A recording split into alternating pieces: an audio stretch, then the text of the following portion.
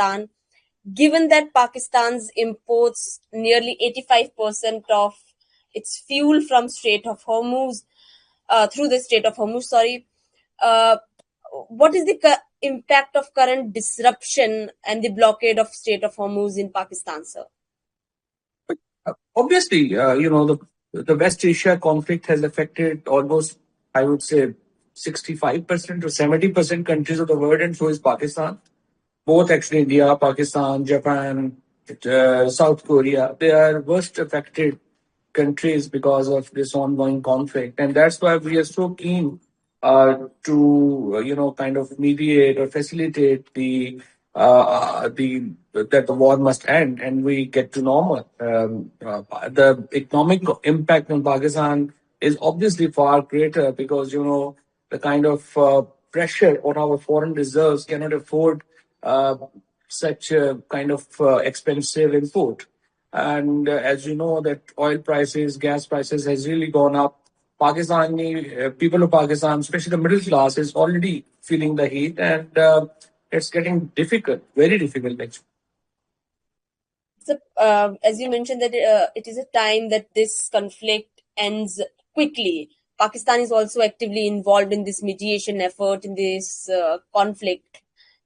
We saw the talks in Islamabad, though they were not able to bear fruit, but the door of diplomacy has opened up. From your perspective, who is really in the driver's seat, the civilian government led by Shehbaz Sharif or the military leadership under Asim Munir? Because we have seen the instances during the Islamabad talk where Asim Munir appears to be representing Pakistan, welcoming guests at the key engagements.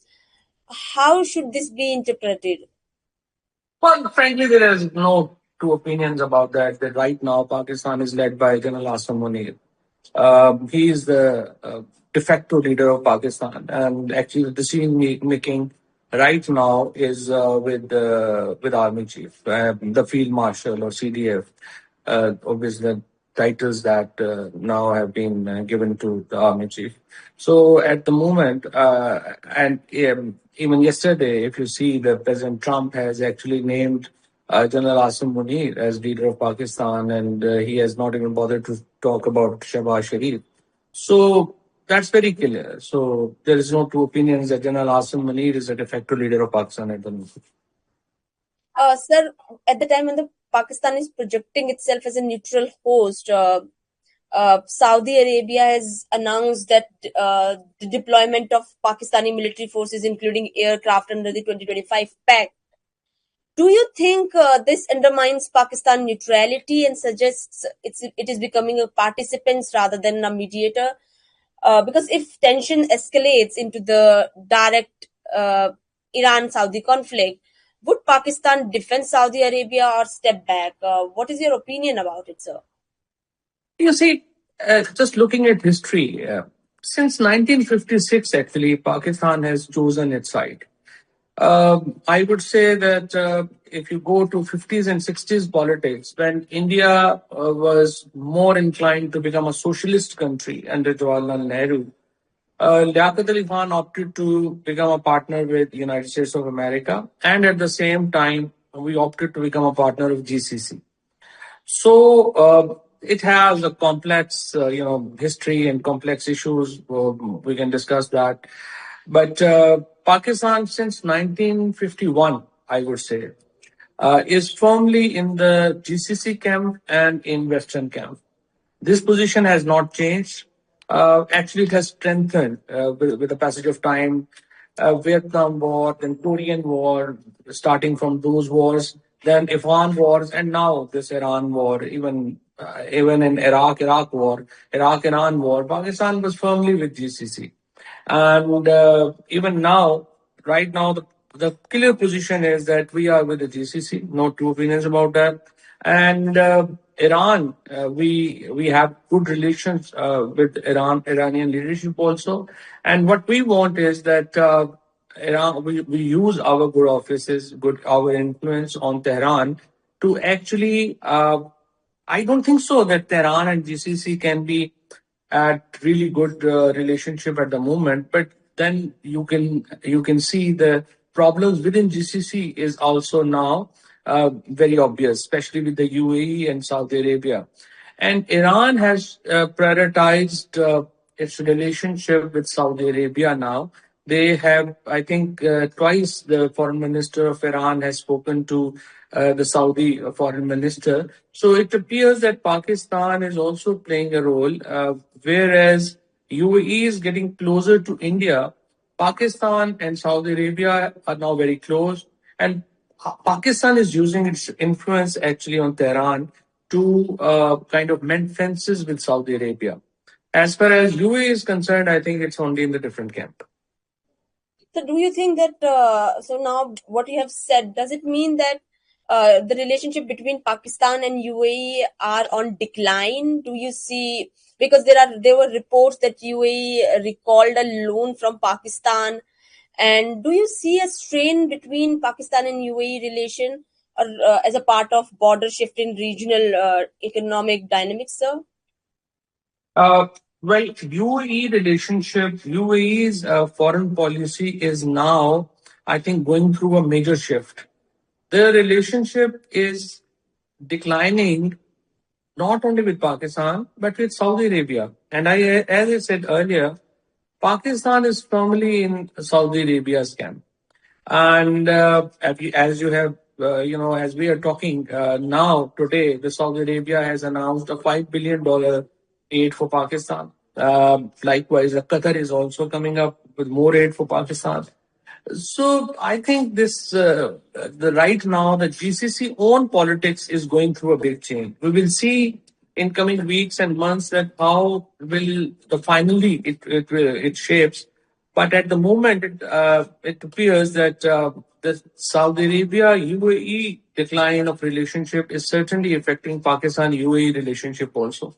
So it's a tricky thing. About millions of Pakistani workers are in UAE. The major part of remittance come from UAE, and Pakistan has to maintain a certain level of relationship and confidence with UAE. There are no two opinions about that. Uh, and also UAE has a huge interest with Pakistan. Labor is one interest, but there are the Sheikh Mohammed bin Zayed, the father of President MBZ, Zayed bin Sultan, father of MBZ, was a very frequent visitor of Pakistan in the 70s and 60s and 80s. And they have a very, I would say, deep roots in Pakistan also. So we have to wait for a few months that how these relationships UAE relationship with Saudi Arabia takes what shape, and UAE relationship with Pakistan takes what. Sir, I also want to ask you. There is a report on Drop site. It is a website that said that in 2021, former Prime Minister Imran Khan was hesitant to approve a defense amendment in 2005 Defense Pact with Saudi Arabia uh, because he was fearful that but that by committing, Pakistan would have to deploy forces in Saudi Arabia upon request, which include foreign with when it comes to foreign like differences or like anything like that. He was later removed. Imran Khan was later removed, and the pact was eventually signed. Do you agree with this assessment? What more can you tell about this report that has come out, sir? Well, I think this is totally in a different context. Pakistan was not willing to kind of become an active partner in Kingdom's war in Yemen. And it has a huge sectarian side also. Pakistan's problem is that you will appreciate that in Pakistan the Shia Muslims are the second after Iran. The Shias are the biggest number in Pakistan. So we do not want and we cannot become a partner in any kind of war that has a sectarian shades, because that will affect our own internal house. So on Yemen war, Pakistani parliament actually took very specific decision back in I think 2015 and 2017 18. and 2018-19, and we thought that we will not become partner with the KSA in Yemen. And that report, I think, is referring to that accord. But in that accord, you will appreciate it was not Imran Khan's only desire. Both Nawaz Sharif and Asif Zardari were also part of that joint resolution. It was passed probably in 2016 or 15, I believe. So that is a totally different thing. Now, obviously Pakistan has economic interests with the Saudi Arabia, with the GCC. So any country will take decisions in its own interest, and economic interests are actually very important right now.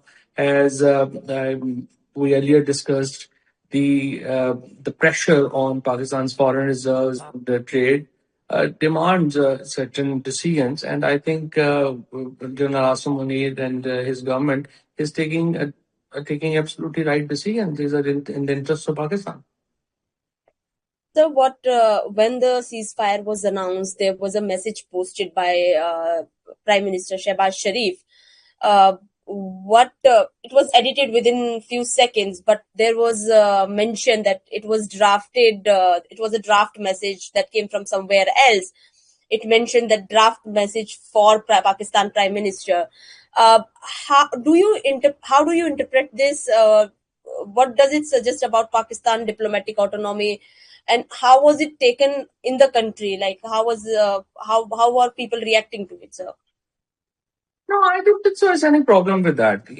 Pakistan was actually facilitating or mediating talk between USA, Iran and USA, and Pakistan, obviously, and there were other partners also. So this Egypt and Turkey were also partners in talks. So when the Prime Minister is supposed to issue a statement on the on this on a very specific event, I think he has to take into confidence other parties.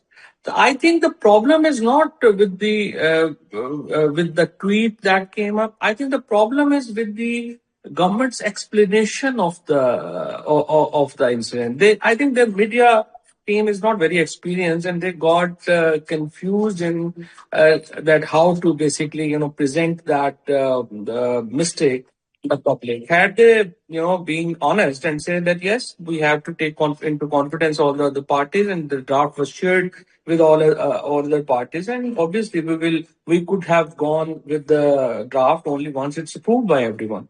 I think that would have been a fair explanation instead of getting into that it's making it a sovereignty issue or something. Sir, I also want to understand. I want to shift from the Iran conflict to what happened in Afghanistan in February.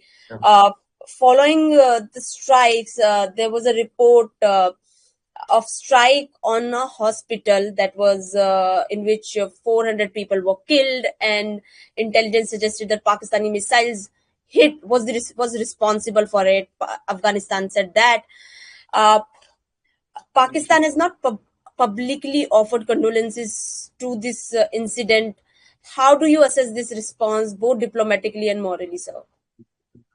You see, the problem, frankly, I'm very happy that the Afghan government is so concerned about the lives of their citizens, because up till now they have not shown any mercy on their own population. Look at the way women are being treated. Look at the way, I mean, primarily they are the caveman mentality that is ruling Afghanistan, and what is going on in Afghanistan is extremely for someone like me is very disturbing. What is going on there?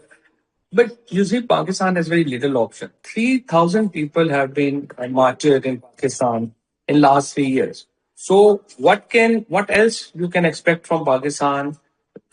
Now they are suggesting that Pakistan has suggested many times that there should be Afghan authorities should take action against the hatcheries present in Afghanistan. They have not been able to do it. Now, I don't know, any, government would do the same. 3,000 people dead in 3 years. You can imagine the amount of pressure that is everywhere, within security forces even. So Pakistan had to, I think they had little option but to attack. But unfortunately, even if there are people who died who are not connected with these issues, obviously that's a sad thing and should never happen. But unfortunately, these are the bitter realities of the war. But sir, do you think Pakistan government should have condoled this the death of the civilians?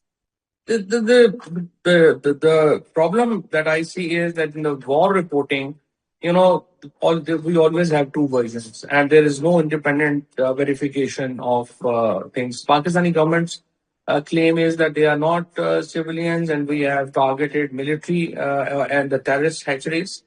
Obviously, Afghan government thinks otherwise, but we don't have any, evidence to negate Pakistan government or to negate Afghan government for that matter. So when it comes to Pakistan's Taliban policy, for several years, uh, they were sort of together, and we have seen Taliban was once seen as a strategically favorable to Pakistan, but now Pakistan is accusing it of harboring terrorists. Do you see it as a failure on the part of Pakistani long-term security strategy to get close to Taliban initially, and now it is coming to bite them? Honestly, I must say it's a very complex issue. It cannot be answered in like 2 minutes or 3 minutes. You need like at least maybe 1.5 hours program with me only on Afghanistan. But it has a very complex history. What is Taliban? Taliban is actually an ethnic Pakhtun resistance. So it has taken various shapes in all these years.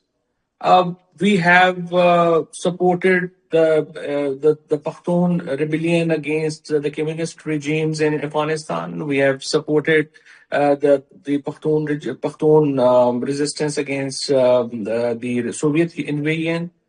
Afterwards, there were situations where the Persian and if these Pakhtuns were fighting each other. Now there's a situation when the Pakhtun tribes are fighting each other. So it's a very, very complex issue that how to, when you say that Pakistan is supporting Taliban, Taliban has many groups within, and likewise the Pakhtun tribes have. So likewise, when you say good Taliban or bad Taliban, another term that is widely used for to kind of criticize the Pakistan's policy. Now the good Taliban are also the Pakhtun tribes, and bad Taliban are also the Pakhtun tribes. So on some occasions, Pakistan has taken a side with some tribes, and they have shifted the support on other side.